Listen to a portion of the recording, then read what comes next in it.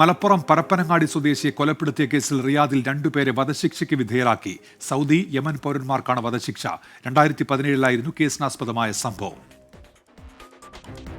മലപ്പുറം പരപ്പനങ്ങാടി സ്വദേശി അങ്ങമ്മൻ്റെ പുരക്കൽ സിദ്ദീഖിനെ കൊലപ്പെടുത്തിയ കേസിലാണ് സൗദി പൗരൻ Rayan bin Hussain bin Sayed Shahrani, Yemen സ്വദേശി അബ്ദുള്ള അഹമ്മദ് ബുസായദ് എന്നിവരെ ശനിയാഴ്ച കാലത്ത് റിയാദിൽ വധശിക്ഷയ്ക്ക് വിധേയരാക്കിയത്.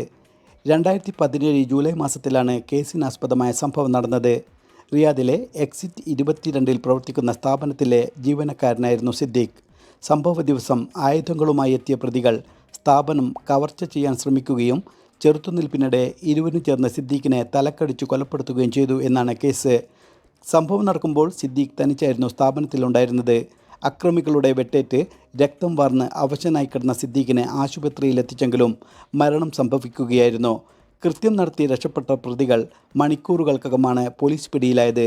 കേസിൽ അന്വേഷണം പൂർത്തിയാക്കി ഇരുവർക്കുമെതിരായി പോലീസ് കോടതിയിൽ കുറ്റപത്രം സമർപ്പിക്കുകയും തുടർന്ന് വിചാരണ കോടതി പ്രതികൾക്കെതിരെ വധശിക്ഷ വിധിക്കുകയും ചെയ്തു.